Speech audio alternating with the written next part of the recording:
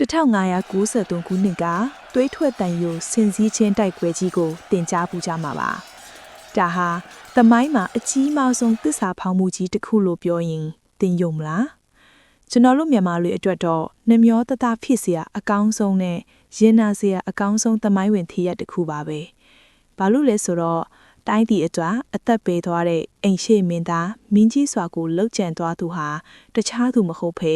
ဟန်သာဝရီကကျွေးမွေးဆောင်ရှောက်ခဲ့တဲ့ငယ်တငယ်ချင်းနေရီဆွမ်ဖြစ်နေလို့ပါပဲတငယ်ချင်းကနေရန်သူဖြစ်သွားရတဲ့သူတို့နှစ်ယောက်ရဲ့သွေးစွန်းကြတဲ့တန်ရောစင်အကြောင်းကိုအခုပြောပြပေးသွားမှာပါဒီဇလန်ဟာလွန်ခဲ့တဲ့နှစ်ပေါင်း400ကျော်ကအရှေ့တောင်အာရှမှာပြိုင်ဘက်ကင်းတဲ့ဟန်သာဝရီအင်ပါယာကြီးကနေစတင်ပါတယ်ခရစ်တက်ကရေ1564ခုနှစ်မှာဘရင်နောင်မင်းတရားကြီးဟာယိုးဒယားကိုအောင်နိုင်ခဲ့ပြီးအယုဒယားမင်းသားလေးနေရီဆွမ်ကိုဟန်တာဝရီကိုခေါ်လာခဲ့ပါတယ်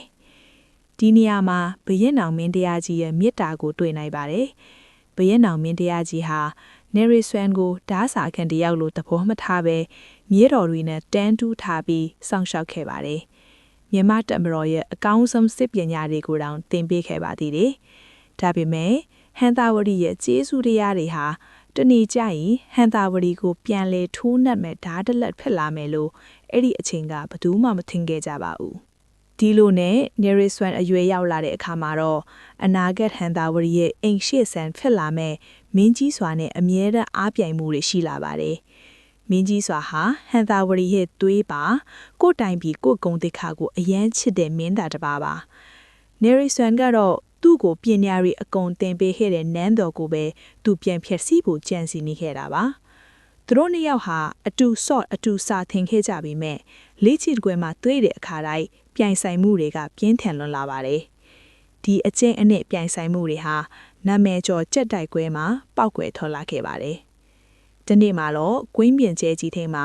မင်းကြီးစွာရဲ့ကြက်နဲ့နေရီဆွမ်ရဲ့ကြက်တို့အသေးအလဲတိုက်ခိုက်ကြတဲ့အခါနေရီဆွမ်ရဲ့ကြက်ကအနိုင်ရသွားပါတယ်။ဒီအခါမှာကိုမြေကိုစခန်းမှာအဆက်ကွဲရတဲ့အိမ်ရှိမင်းသားမင်းကြီးစွာဟာဒေါသထွက်သွားခဲ့ပါတယ်။ဒါကြောင့်နေရီဆွမ်ကိုပြင်းပြင်းထန်ထန်တတိပေးစကားတခွန်းပြောလိုက်ပါတယ်။ဒီကြက်ကဓာစာခံချက်ပဲ။အရှင့်ကိုတခင်မှမသိကြက်ချင်းကိုကြက်မှမသိခွတ်ရဲတာတော်တာပေါ့။ဒီစကားဟာဟန်သာဝရီရဲ့အာနာဆက်နဲ့ဂုံတိခါကိုပြသလိုက်တာပါပဲ။ဒါပေမဲ့နေရီဆွမ်ကလည်းမာနမချပါဘူးအေးဆက်တီငိန်နဲ့မျက်နှာနဲ့မင်းကြီးစွာကိုတဲ့တဲ့စိုက်ကြည့်ပြီးပြန်လဲစင်ခေါ်လိုက်ပါတယ်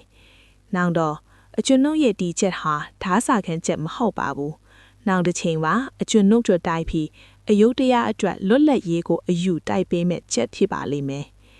ဒီစကားဟာကျွေးမွေးထားတဲ့သခင်ကိုပြန်လဲပွန်ကန်မဲ့သဘောကိုလူပုံအလဲမှာအတိအလင်းထောက်ဖော်လိုက်တာပဲဖြစ်ပါတယ်အဲ့ဒီနေ့ကစပြီးသူတို့နှစ်ယောက်ဟာငယ်တငယ်ချင်းဘဝကနေအနာဂတ်မှာအသေးအကျေတိုက်ခတ်ရမယ်ရန်သူတွေအဖြစ်လုံးဝပြောင်းလဲသွားခဲ့ပါတော့တယ်အချိန်တွေကုန်ဆုံးသွားပြီး1581ခုနှစ်ကိုရောက်တဲ့အခါဟန်တာဝရီအင်ပါယာကြီးရဲ့အရှင်သခင်ဘရင်နောင်မင်းတရားကြီးနတ်ရွာဆန်းခဲ့ပါတယ်ဒီအချိန်ဟာဟန်တာဝရီအသက်ဝမ်းနဲ့ပူဆွေးရတဲ့အချိန်ဖြစ်ပေမဲ့နေရီဆွမ်အသက်တော့အခွင့်ကောင်းကြီးတစ်ခုဖြစ်သွားပါတယ်သူ့ကိုအရေးတကြီးကြီးစောင့်ရှောက်ခဲ့တဲ့ဘရင်နောင်မင်းတရားကြီးမရှိတော့တဲ့နောက်နေရီဆွမ်ဟာဟန်တာဝရီရဲ့ကျေးဇူးကိုကြောခိုင်ပြီးယိုးဒယားကိုအမြန်ဆုံးထွက်ပြေးသွားပါတယ်။ရောက်ရောက်ချင်းမှာပဲဟန်တာဝရီကိုပုံကန်ကြောင်းကျင်ရွာလိုက်ပါတော့တယ်။ဟန်တာဝရီကတင်ပေးလိုက်တဲ့စွပညာတွေကိုတုံးပြီးဟန်တာဝရီကိုပဲပြန်တိုက်ဖို့သူပြင်ဆင်ပါတော့တယ်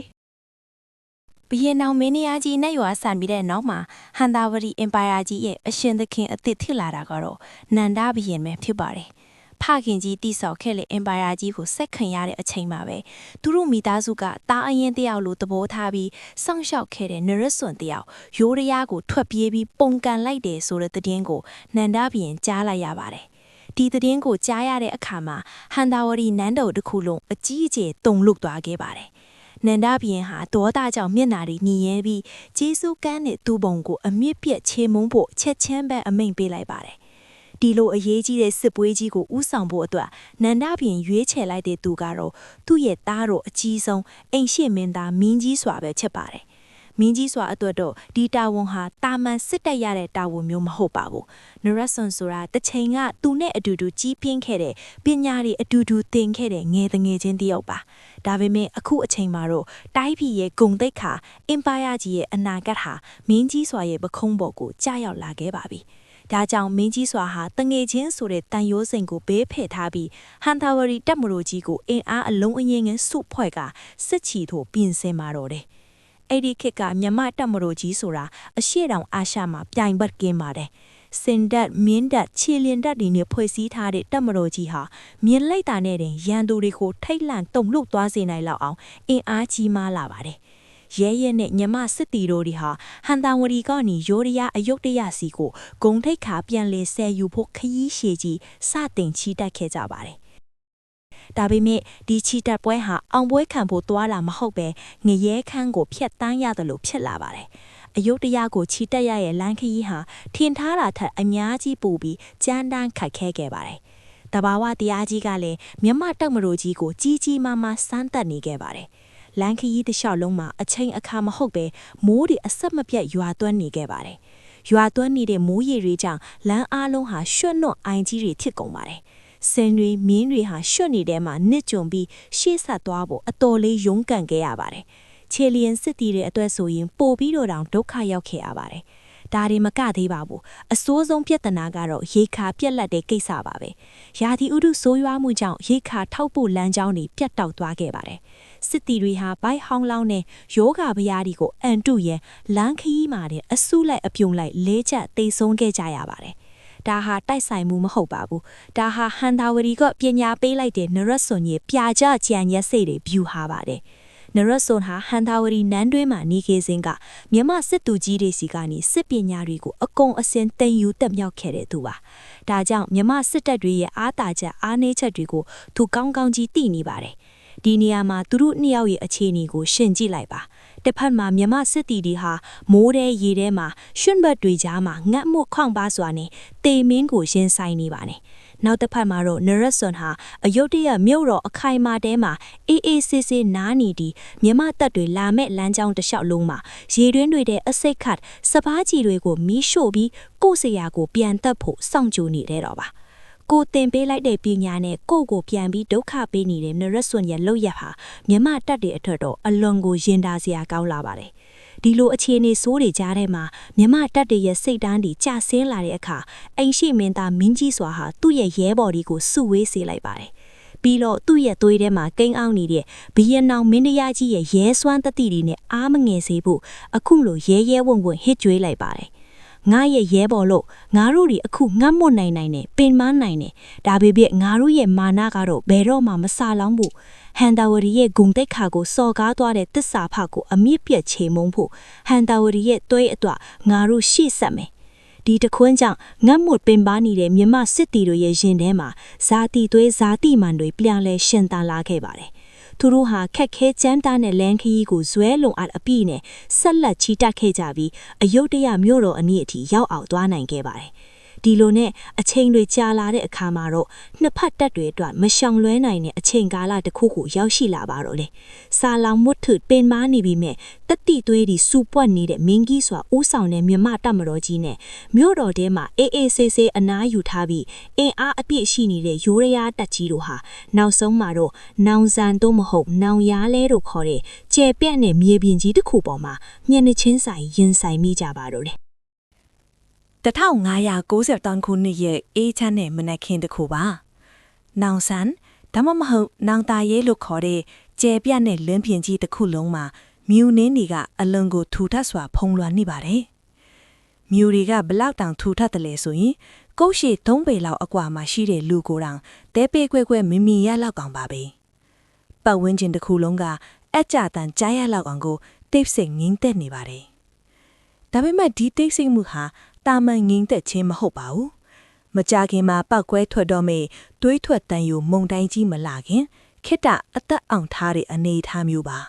။ဒီမြူနင်းတွေရဲ့တစ်ဖက်မှာတော့အိမ်ရှိမင်းသားမင်းကြီးစွာဦးဆောင်တဲ့ဟန်တာဝရီမြမတပ်မတော်ကြီးရှိနေပါတယ်။သူတို့တွေဟာလန်ကကြီးတစ်လျှောက်လုံးမှာတဘာဝဘေးဒဏ်တွေယောဂဗျာတွေငတ်မွတ်ခေါင်းပါမှုတွေကိုအလူးအလဲခံစားခဲ့ရလို့ အတော်လေးကိုပင်ပန်းနွမ်းနေကြပါသည်ဒါပေမဲ့သူတို့ရဲ့ယင်ထဲမှာတော့ကိုတိုက်ပြီးကိုလူမျိုးရဲ့ဂုံတိတ်ခါအတွက်ဆိုတဲ့မာနတွေစားတီသွေးစားတီမှန်တွေကပူလောင်စုပွက်နေပါတယ်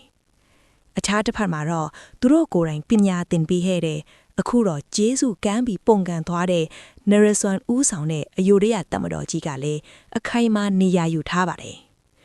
ယိုဒယတပ်တွေကတော့မြို့ရိုးတွေမှာအေးဟေးဆေးဆေးနားထားရလို့အင်အားတွေအပြည့်ရှိနေတဲ့အချိန်ပါရုတ်တရက်ဆိုသလိုပဲတိတ်ဆိတ်နေတဲ့မြူနင်းတွေချားထဲလာနေစစ်တီတွေရဲ့ကြွေးကြော်တန်တွေစင်တွေမြင်းတွေရဲ့အော်တန်တွေတနတ်တန်အမြောက်တန်တွေဟာမိုးကြိုးပစ်ချောလိုက်သလိုစူညံစွာထွက်ပေါ်လာပါတော့တယ်တိုက်ပွဲကြီးစတင်ပါသည်မြမစစ်တီတွေဟာကိုလက်အင်္ကာတွေထုံချင်းနေရထိအေးခဲနေမြူနင်းတွေကြားမှာငတ်မွတ်မှုကြောင့်လက်တွေတုံရင်နေတဲ့ကြားကနေပဲ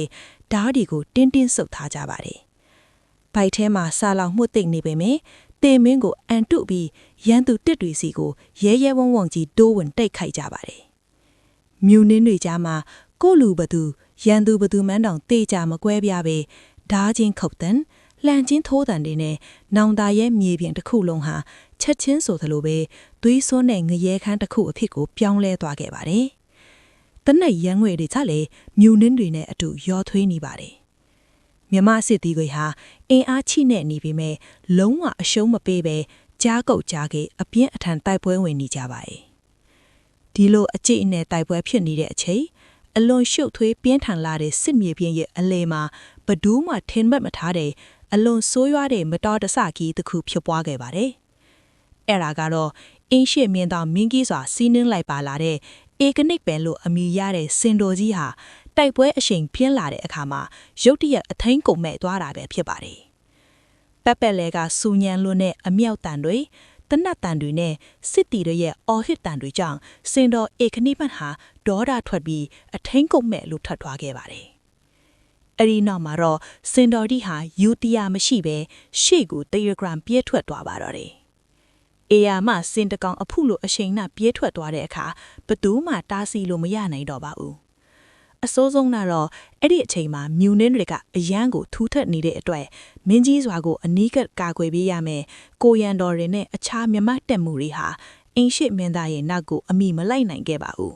။မြူနင်းတွေကြားမှာပဲမင်းကြီးစွာနဲ့သူ့ရဲ့တက်တွေဟာအဆက်အသွယ်ပြတ်တောက်သွားခဲ့ရပါတယ်။မင်းကြီးစွာဟာစင်တော်ဘော်ကနေအတက်နိုင်ဆုံးထိန်းချုပ်ဖို့ကြိုးစားခဲ့ပါတယ်။အချိန်အတန်ကြာယုံကန်ပြီးလဲနောက်မှာတော့စင်တော်ဧကနိဗ္ဗာန်ဟာအနှဲငယ်အရှိန်စေသွားပြီးရက်တန့်သွားခဲ့ပါတယ်။အဲ့ဒီအချိန်မှာလေးအဝှေကြောင့်မျက်စိရှိကမြူနင်းတွေအနှဲငယ်ကင်းစင်သွားပါတယ်။မြူတွေရှင်းသွားတဲ့အချိန်မှာတော့မင်းကြီးစွာတယောက်အလွန်ထိတ်လန့်စရာကောင်းတဲ့မြင်ကွင်းတစ်ခုကိုမြောက်ဝါးထင်ထင်ရင်ဆိုင်လိုက်ရပါတယ်။သူဟာသူ့ရဲ့မြမတက်တွေနဲ့အလွန်ကိုအလှမ်းဝေးသွားခဲ့ပါပြီ။ပိုပြီးဆိုရွာတာကတော့သူရောက်နေတဲ့နေရာကရိုးရရတက်တွေရဲ့အလဲကောင်တက်တဲ့ရန်သူဘာဟာဝတ်ချက်ထဲကိုတစည်းတဲ့ကျွန်းဝင်ရောက်ရှိနေတာပဲဖြစ်ပါတယ်။သူ့ကိုပတ်ပတ်ရဲ့ဝိုင်းထားတဲ့ရန်သူတွေဟာလက်နက်အပြည့်စုံနဲ့အသင့်ဖြစ်နေတဲ့ရိုးရရစစ်တီတွေချင်းစီပါတယ်။ဒါဟာစစ်တပြူအင်းရှိမင်းသားတပါအတွေ့တေမင်းရဲ့ထောင်ချက်တွေကိုကိုယ်တိုင်သွားဝင်လိုက်တာလို့ဖြစ်သွားပါပြီ။ရန်သူတွေဝိုင်းနေတဲ့အလဲမှာတီတောင်ထဲအထီးချမ်းနေတဲ့အနေအထားမျိုးပါ။ဒီအချိန်မှာပဲရိုးရရတက်သူရဲ့ရှေ့ဆုံးကထွက်ပေါ်လာသူကတခြားသူမဟုတ်ပါဘူး။တစ်ချိန်ကဟန်တာဝရီနန်းတော်ထဲမှာအတူတူဆော့ကစားခဲ့ပညာအတူတူသင်ခဲ့တဲ့ငယ်သူငယ်ချင်းအခုတော့အသေးအကျဲသိရမယ်ရန်သူတော်ကြီးနရဆွမ်းပဲဖြစ်ပါတယ်။နရဆွမ်းဟာမင်းကြီးစွာတယောက်သူ့ရဲ့ထောင်ချက်ထဲကိုအလိုလိုရောက်လာတာကိုမြင်လိုက်ရပါတယ်။ဒီအခြေအနေမှာနရဆွမ်းအနေနဲ့အလွန်လွယ်ကူတဲ့ရွေးချယ်မှုတစ်ခုရှိပါတယ်။အဲ့ဒါကတော့သူ့ရဲ့စစ်တီတွေကိုအမိန်ပေးပြီးအဝေးကနေတနက်နဲ့ပြစ်ခတ်ဖမ်းဆီးခိုင်းလိုက်ဖို့ပါပဲ။ဒါပေမဲ့နရဆွမ်းဟာအဲ့လိုမလုပ်ခဲ့ပါဘူး။သူ့ရဲ့ရင်ထဲမှာငငယ်ကနေရှိနေခဲ့တဲ့အားပြိုင်ခြင်းနဲ့စိတ်မင်းကြီးစွာထက်ထားကြောင်ပြခြင်းနဲ့မာနတွေကကြီးစိုးနေပါတယ်။ဟန်တာဝရီနန်းတွင်းမှာတော့ကြက်တိုက်ပွဲမှာအဆက်ခွဲခံရတဲ့အညိုးတွေလည်းရှိနိုင်ပါတယ်။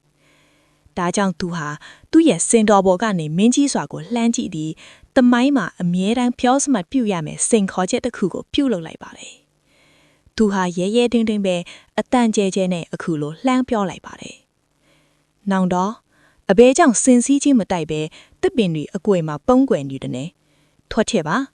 နောင်တော်နဲ့ကျွန်ုပ်မင်းသားနှစ်ပါးရဲ့စင်စည်းချင်းတိုက်ပွဲကိုဒီကဘာမြေကြီးတည်သားစရိမှတ်တမ်းတင်နိုင်အောင်အခုပဲရင်းရှင်တိုက်ခိုက်ကြစို့ဒီစင်ခေါ်စကားဟာအလွန်ကိုပါးနှက်ပြီးမောက်မာလွန်လာပါလေရန်သူတက်လဲကောင်မှာအထီးကျန်းနေတဲ့မင်းကြီးစွာကိုလောင်ပြီးခနဲ့လိုက်တာလို့ပဲတစ်ဖက်ကလည်းမင်းသားတစ်ပါးရဲ့ဂုံတိခါကိုအတိအလန်စော်ကားလိုက်တာပဲဖြစ်ပါတယ်မင်းကြီးစွာဟာဒီအခြေအနေကိုကောင်းကောင်းကြီးသဘောပေါက်ပါတယ်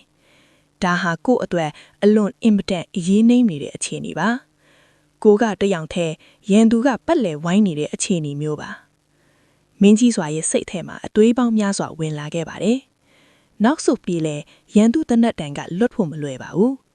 အဖမ်းခံရလဲမြန်မာအင်ပါယာကြီးရဲ့အင်းရှိမင်းသားတယောက်အနေနဲ့တမိုင်းမှာအမဲဆက်ထင်ကြံရစ်ခဲ့ရပါလိမ့်မယ်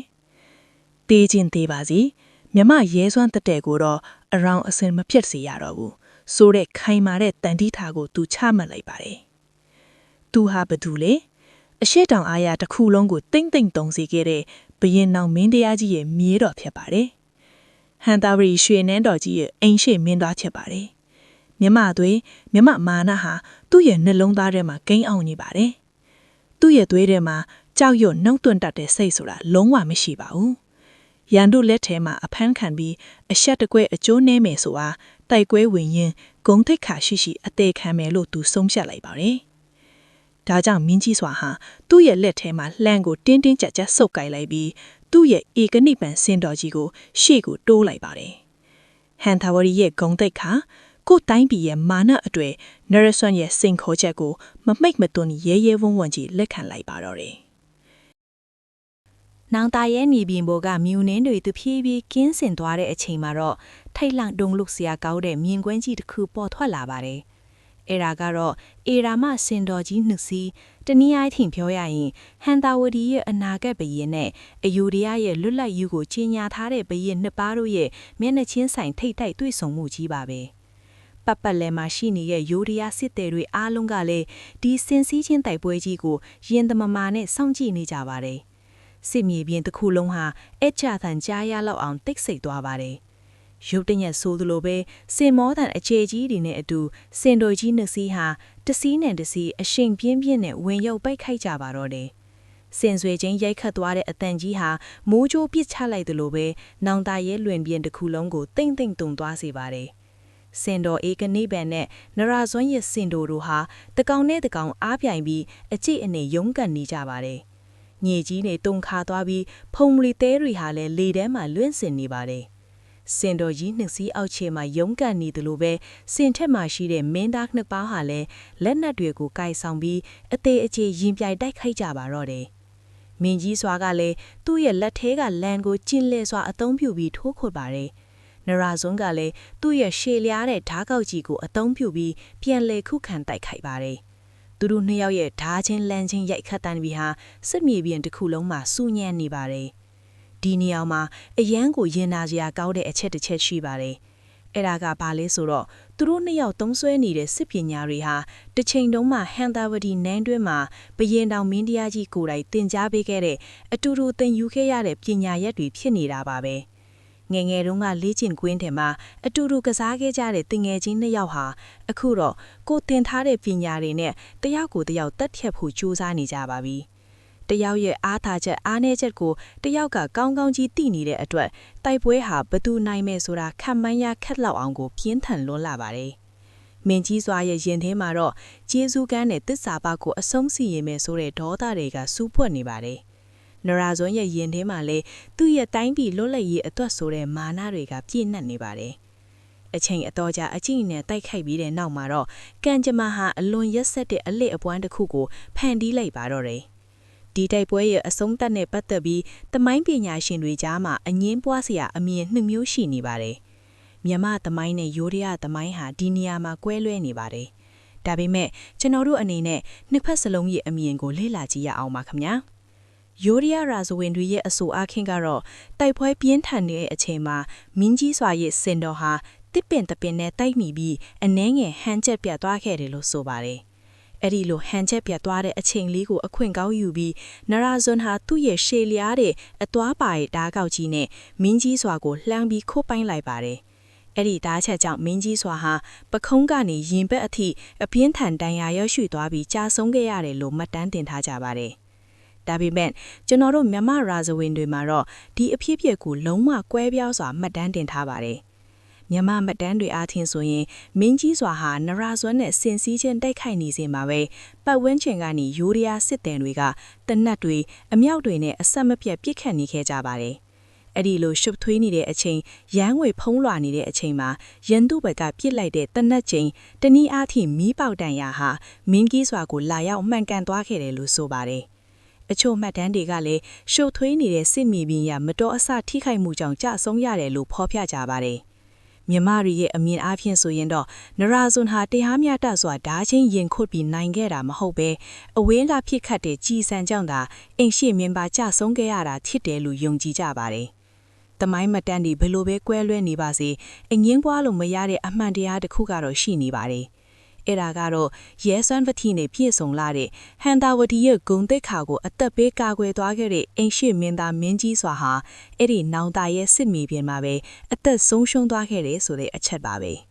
စင်ထက်မှာအပြင်းထန်တန်ရာရရှိသွားတဲ့မင်းကြီးစွာဟာသူ့ရဲ့ဧကနိဗ္ဗာန်စင်တော်ပေါ်မှာပဲသွေးထန်တရေရဲနဲ့လဲကျသွားခဲ့ပါတယ်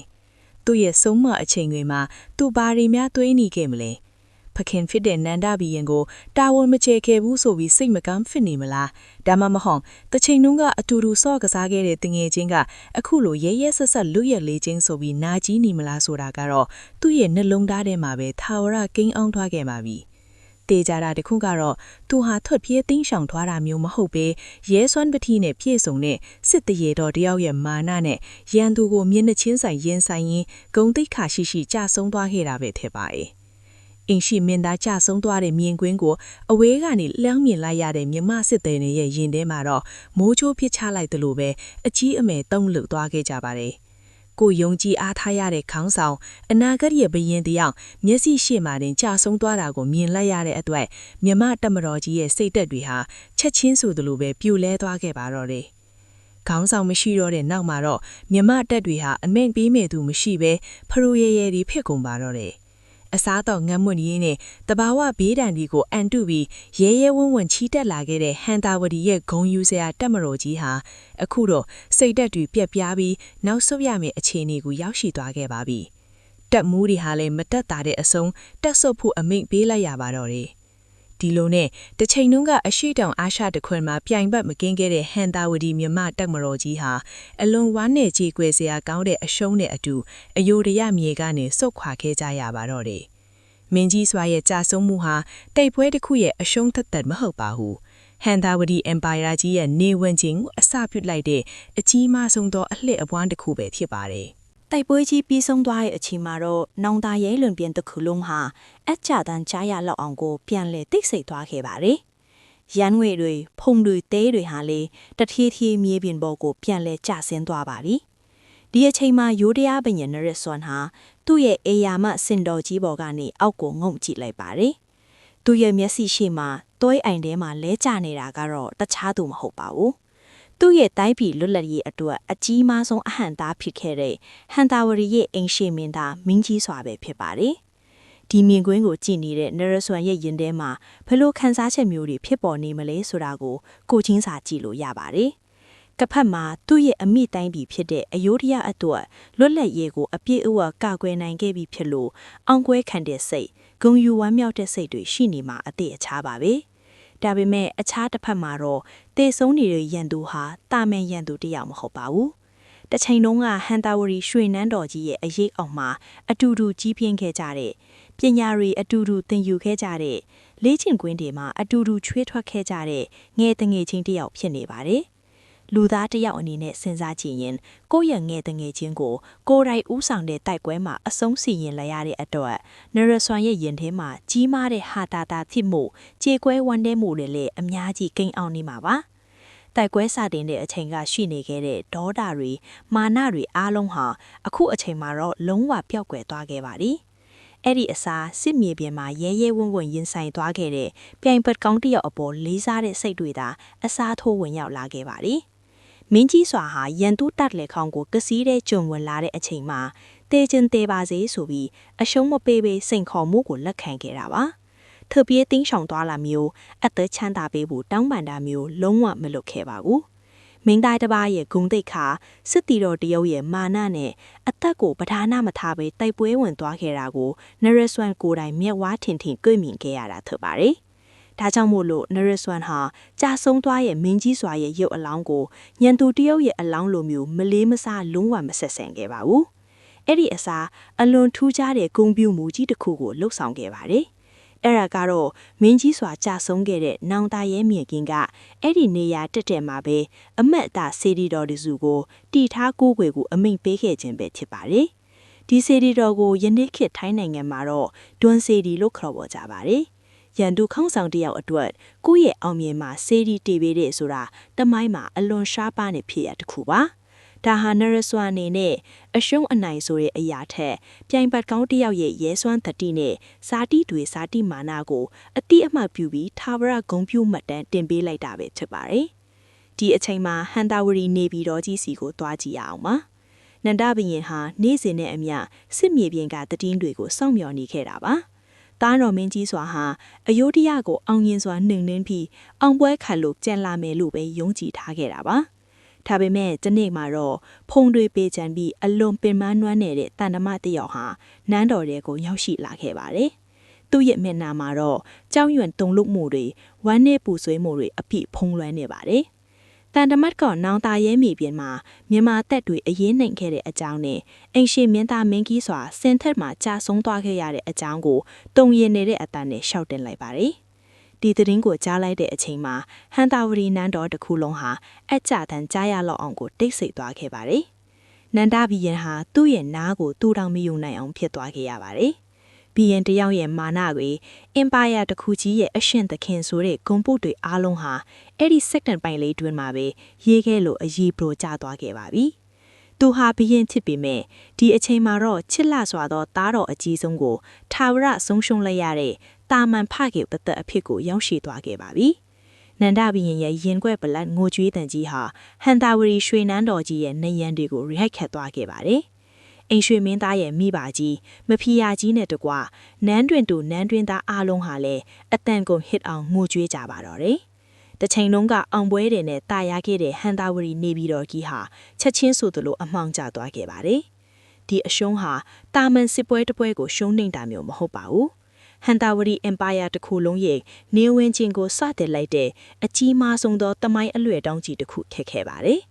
မြန်မာတပ်မတော်ကြီးရဲ့စိတ်ဓာတ်တွေဟာအကြီးအကျယ်ကျဆင်းသွားသလိုလက်အောက်ခံနိုင်ငံတွေနေစားပယ်စားတွေကလည်းဟန်တာဝရီရဲ့အာဏာစက်ကိုမကြောက်ရွံ့ကြတော့ပါဘူး။မကြခင်မှာပဲပုံကန်ထကြွမှုတွေအနေအညမှာပေါ်ပေါက်လာခဲ့ပြီးဘရင်နောင်မန်တရားကြီးခက်ခက်ခဲခဲတိဆောက်ခဲ့ရတဲ့ဒေတာတခွင်ကအကြီးမားဆုံးသောဟန်တာဝရီအင်ပါယာကြီးဟာတဖြည်းဖြည်းနဲ့ပြိုခွဲပျက်စီးရတဲ့အခြေအနေစီကိုဥတီသွားရတော့ပါတော့တယ်။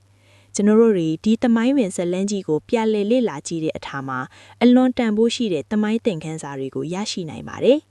တမိုင်းဆိုတာဟာဘသူနိုင်တယ်ဘသူရှုံးတယ်ဆိုတဲ့ရလက်သက်သက်ကိုမှတ်တမ်းထားတဲ့အရာမဟုတ်ပါဘူး။အဲ့ဒီအရှုံးအနိုင်တွေရဲ့နောက်ွယ်မှာရှိနေတဲ့လူသားတွေရဲ့စိတ်ခံစားချက်တွေရဲစွမ်းတတိတွေကိုယ့်ရဲ့ယုံကြည်ချက်အပေါ်မှာဘလောက်အထိသစ္စာရှိရတဲ့လဲဆိုတဲ့အချက်တွေကိုဖော်ပြနေတဲ့ဂျေးမုံပင်တစ်ခုပဲဖြစ်ပါတယ်။မင်းကြီးစွာဘက်ကကြည့်ရင်သူဟာအင်ပါယာတစ်ခုကြီးရဲ့အိမ်ရှိမင်းသားတစ်ယောက်အနေနဲ့သူ့ရဲ့တိုင်းပြည်နဲ့သူ့ရဲ့လူမျိုးဂုဏ်သိက္ခာအတွက်လောက်ဆုံးအချိန်အထိတာဝန်ကျေပွန်စွာအသက်ပေးသွားခဲ့ပါတယ်။အသက်အန္တရာယ်ရှိမှန်းတည်နေတိုင်းတောင်မှရန်သူရှိမှဒူးမထောက်ခဲ့ပါဘူး။မြန်မာတို့ရဲ့မာနနဲ့ရဲစွမ်းတတိကိုကဘာတီတရန်ဝေမှတ်တမ်းတင်နိုင်အောင်ပြသသွားခဲ့တာပဲဖြစ်ပါတယ်။နရဆွမ်ဘက်ကကြည့်ပြန်ရင်လေသူဟာအယိုဒီယာရဲ့မင်းသားတယောက်အနေနဲ့သူ့ရဲ့အမိတိုင်းပြည်လွတ်လပ်ရေးအတွက်ဆိုရဲ့ခံယူချက်နဲ့အလွန်ကြီးမားတဲ့အင်ပါယာကြီးကိုရဲရဲဝံ့ဝံ့ပြန်လဲထော်လှန်ခဲ့ပါတယ်။ငယ်တငယ်ချင်းဖြစ်ပေမဲ့လည်းကိုယ်တိုင်းပြည်ရဲ့အကျိုးစီးပွားကိုရှေ့တန်းတင်ပြီးတာဝန်ကြည့်ပွန်ခဲ့ပါတယ်။ပြီးတော့ရန်သူထစ်လင်ကစားပြိုင်ပတ်ကောင်းရဲ့အကြီးအချွင်းကိုလေးစားအသည့်အမှတ်ပြုတတ်တဲ့စိတ်ဓာတ်ကိုလည်းပြသသွားခဲ့တာပဲဖြစ်ပါတယ်။သူတို့နှစ်ယောက်စလုံးဟာကိုယ့်ဘက်နဲ့ကိုမှန်ကန်နေခဲ့ကြပါတယ်။ကိုယ်တိုင်းပြည်ကိုမျိုးလိုအတွက်ဆိုတဲ့တာဝန်တိစိတ်တွေကြောင့်သာလမ်းကြောင်းနှစ်ခုဟာမရှောင်လွှဲ့နိုင်ပဲထိတ်တိုက်ဆုံတွေ့ခဲ့ရတာပါ။ ဒီနေ့ခေတ်လူငယ်တွေအနေနဲ့လည်းဒီတမိုင်းချောင်းကိုနားထောင်ပြီးတဲ့အခါမှာကိုယ့်ရဲ့ဘဝမှာကြုံတွေ့လာရမယ့်အခက်အခဲတွေစိန်ချမှုတွေကိုရင်ဆိုင်ရတဲ့အခါမျိုးမှာမင်းကြီးစွာနဲ့ Neraswan တို့လိုပဲရဲရဲဝံ့ဝံ့ရင်ဆိုင်ဖြစ်တန်းရဲတဲ့တက်တီတွေကိုယ့်ရဲ့တာဝန်ကိုအကောင်းဆုံးထမ်းဆောင်လို့တဲ့စိတ်သက်တွေမွေးမြူနိုင်ကြပါစေလို့ဆုတောင်းလိုက်ရပါတယ်အချိန်ပေးပြီးအဆုံးအထိနားထောင်ပေးခဲ့ကြတဲ့ပရိသတ်အားလုံးကိုအထူးပဲကျေးဇူးတင်ရှိပါတယ်ခင်ဗျာနောက်ထပ်လည်းစိတ်ဝင်စားစရာကောင်းတဲ့တမိုင်းကြောင်းတွေကိုပြန်လည်တင်ဆက်ပေးသွားဦးမှာမို့လို့ဆက်လက်စောင့်မျှော်အားပေးကြပါအောင်ခင်ဗျာ